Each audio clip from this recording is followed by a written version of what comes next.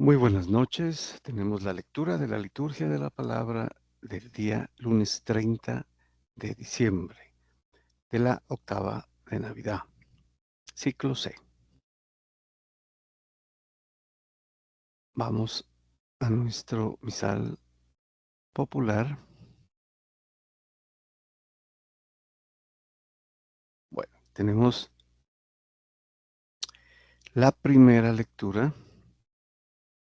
Continuamos con la primera carta del apóstol San Juan, capítulo 2, versículos del 12 al 17. Bueno, entonces dice el apóstol San Juan, ¿no?, a los eh, cristianos primeros. Les escribo, hijos, porque se les ha perdonado sus pecados por el nombre de Jesús. Les escribo, padres, porque conocen al que es desde el principio.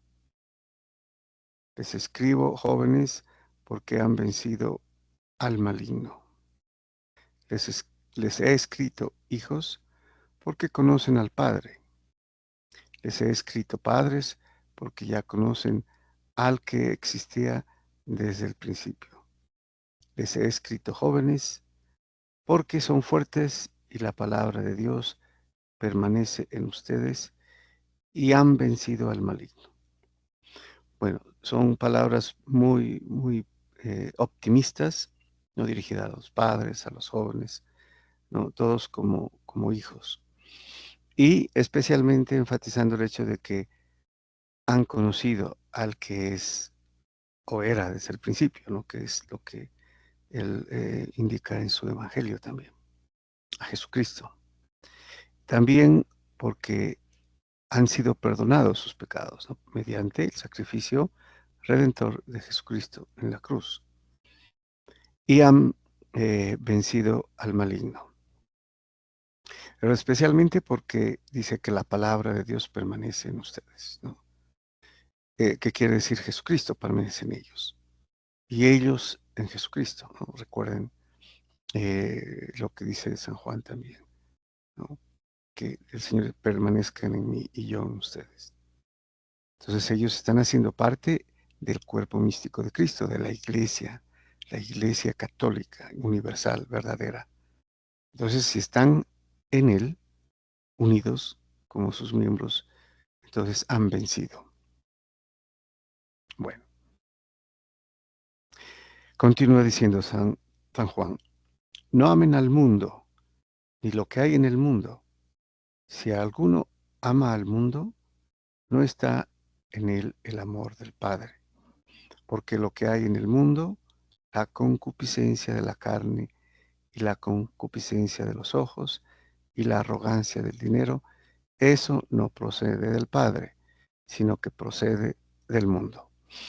Entonces hay tres enemigos, ¿no? El mundo, la carne y, y el dinero, ¿no? Porque todo eso, si uno ama eso, ama a otro señor, a otro ídolo, digamos, ¿no?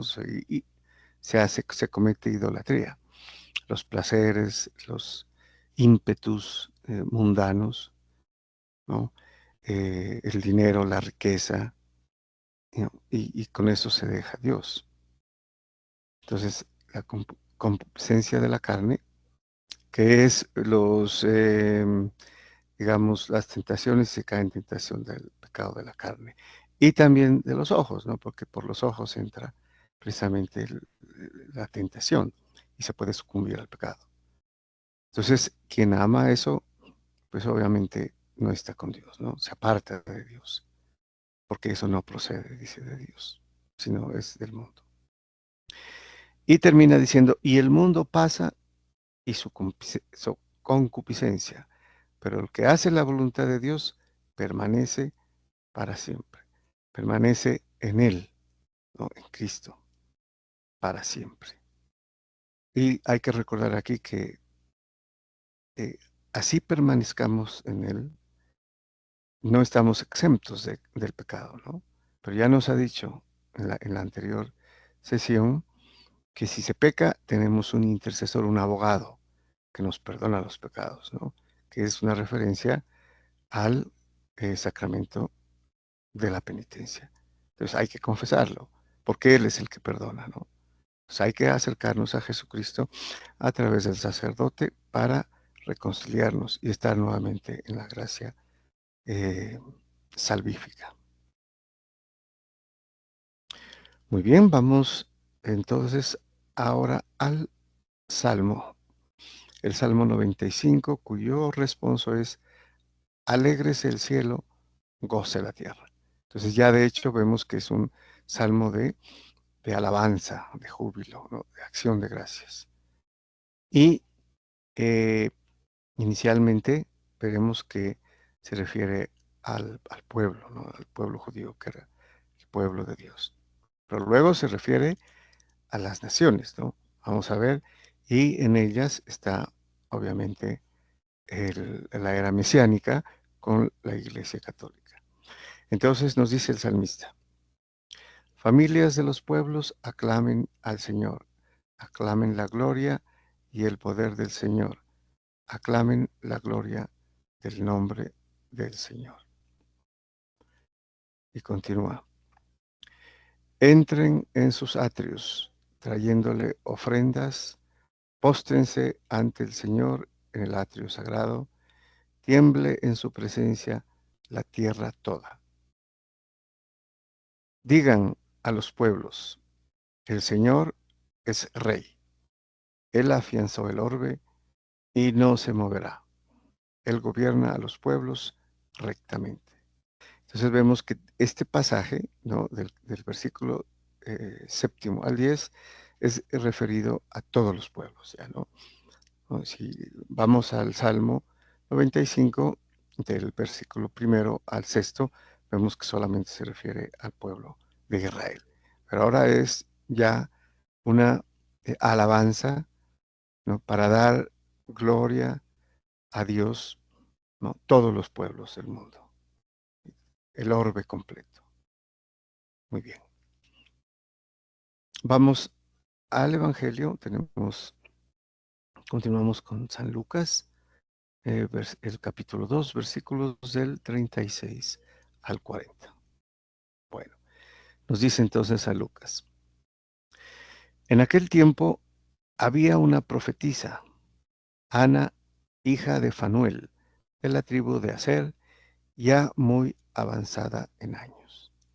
Bueno, este pasaje es el de la presentación del niño Jesús en el templo y la purificación de la Santísima Virgen, ¿no? Que a propósito es parte de uno de los misterios gozosos, ¿no? El cuarto misterio gozoso del Santo Rosario. Bueno, entonces se refiere aquí a esta profetisa. Ya había pasado su turno con Simeón, ¿no? El profeta. Y ahora sigue, dice la hija, Ana, la hija de Fanuel, que vivía en el templo posiblemente, ayunaba. Bueno, vamos a ver lo que dice. De joven había vivido 7 años casada y luego viuda hasta los 84. No se apartaba del templo, sirviendo a Dios con ayunos y oraciones noche y día, porque como ella, como Simeón y otros pocos, que era el resto de Israel que sí permaneció fiel, pues ellos estaban esperando, obviamente, al Mesías, ¿no? Y tuvieron la dicha, el gozo, el privilegio, tanto Simeón como Ana, de verlo, ¿no? ¿Sí? Verlo a los 40 días de nacido en el templo.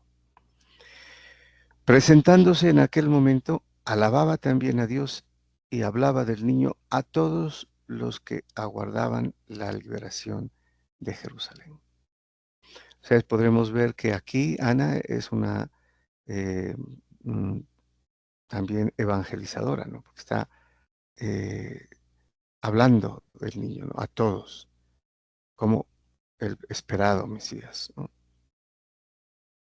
Y cuando cumplieron todo lo que prescribía la ley del Señor, Jesús y sus padres volvieron a Galilea, a su ciudad de Nazaret. El niño, por su parte, iba creciendo y robusteciéndose, lleno de sabiduría, y la gracia de Dios estaba con él. Muy bien, muchas gracias y bendiciones.